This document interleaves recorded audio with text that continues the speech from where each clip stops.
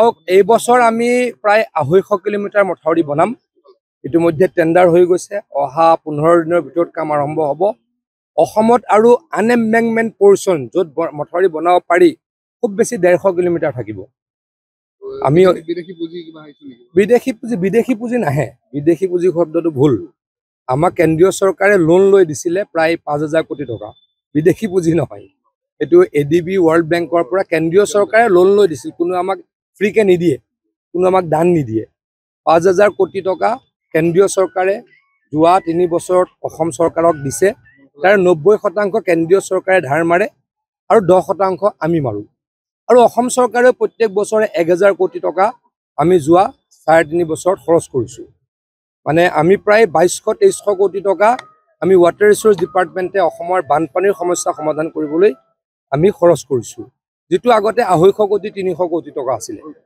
আগৰ চৰকাৰবিলাকৰ যদি আপুনি ট্ৰেক ৰেকৰ্ড চাই, মই বিধানসভাত এটা এটাকৈ কৈছিলোঁ যে তেওঁলোকৰ দিনৰ পুঁজি আছিল 250 পৰা 300 কোটি টকা আৰু আমাৰ চৰকাৰৰ পুঁজি 2000 পৰা 2200 কোটি টকা। সেইকাৰণে আপোনালোকে যদি খবৰ লয়, মাজুলীত তেতিয়া বানপানী নাই। এটা মথাউৰি ভাঙিছিল, মথাউৰিটো আমি লগত মেৰামতি কৰিলোঁ। আপোনালোকে যদি চাই এতিয়া বাতৰি, আগতে এপ্ৰিল মাহৰ 15 তাৰিখৰ পাছৰ পৰা ধেমাজিৰ বানপানী আহে। ধেমাজি বহিৰাজ্যৰ লগত অসমৰ লগত বিচ্ছিন্ন হৈ গ'ল, ভাৰতৰ পৰা বিচ্ছিন্ন হৈ গ'ল, ৰাজ্যৰ পৰা বিচ্ছিন্ন হৈ গ'ল, তেনেকুৱা বাতৰিবিলাক আহে। আজি 2 বছৰ আমি তেনেকুৱা বাতৰি দেখা নাই।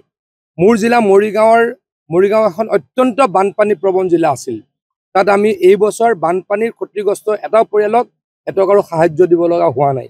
মুঠৰ ওপৰত সকলোতে এই কাম আমি কৰিছোঁ। আনকি আমাৰ শোণিতপুৰ জিলাতে মই ভালকৈ চালে একজেক্টলি মোৰ এতিয়া মনত যদিও নাই, কিন্তু যোৱা 3 বছৰত মই হয়তো 300 কোটি টকা আমাৰ এই জিলাখনলৈকে দিবলৈকে সক্ষম হৈছোঁ।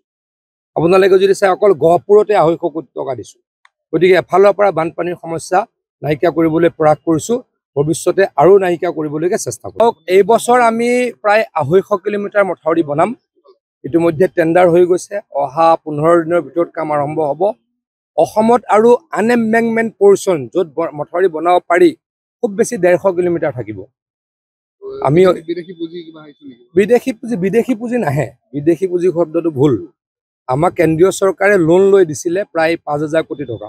বিদেশী পুঁজি নহয়, এইটো ADB ৱৰ্ল্ড বেংকৰ পৰা কেন্দ্ৰীয় চৰকাৰে লোন লৈ দিছিল। কোনো আমাক ফ্ৰীকে নিদিয়ে, কোনো আমাক দান নিদিয়ে।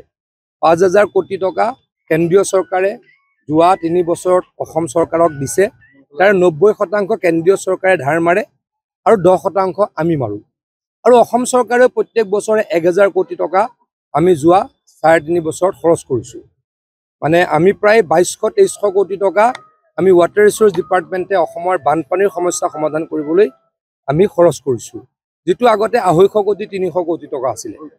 আগৰ চৰকাৰবিলাকৰ যদি আপুনি ট্ৰেক ৰেকৰ্ড চাই, মই বিধানসভাত এটা এটাকৈ কৈছিলোঁ যে তেওঁলোকৰ দিনৰ পুঁজি আছিল 250 পৰা 300 কোটি টকা আৰু আমাৰ চৰকাৰৰ পুঁজি 2000 পৰা 2200 কোটি টকা। সেইকাৰণে আপোনালোকে যদি খবৰ লয়, মাজুলীত তেতিয়া বানপানী নাই। এটা মথাউৰি ভাঙিছিল, মথাউৰিটো আমি লগত মেৰামতি কৰিলোঁ। আপোনালোকে যদি চাই এতিয়া বাতৰি, আগতে এপ্ৰিল মাহৰ 15 তাৰিখৰ পাছৰ পৰা ধেমাজিৰ বানপানী আহে।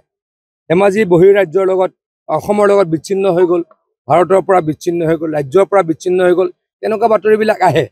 আজি 2 বছৰ আমি তেনেকুৱা বাতৰি দেখা নাই। মোৰ জিলা মৰিগাঁও এখন অত্যন্ত বানপানী প্ৰৱণ জিলা আছিল। তাত আমি এই বছৰ বানপানীৰ ক্ষতিগ্ৰস্ত এটা পৰিয়ালক এটকাৰো সাহায্য দিব লগা হোৱা নাই। মুঠৰ ওপৰত সকলোতে এই কাম আমি কৰিছোঁ। আনকি আমাৰ শোণিতপুৰ জিলাতে মই ভালকৈ চালে একজেক্টলি মোৰ এতিয়া মনত যদিও নাই, কিন্তু যোৱা 3 বছৰত মই হয়তো 300 কোটি টকা আমাৰ এই জিলাখনলৈকে দিবলৈকে সক্ষম হৈছোঁ।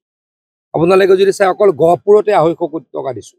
গতিকে এফালৰ পৰা বানপানীৰ সমস্যা নাইকিয়া কৰিবলৈ প্ৰয়াস কৰিছোঁ, ভৱিষ্যতে আৰু নাইকিয়া কৰিবলৈকে চেষ্টা কৰিম। যিকোনো খবৰৰ বাবে যোগাযোগ কৰক 7099017330 লগতে 7099017110 নম্বৰত।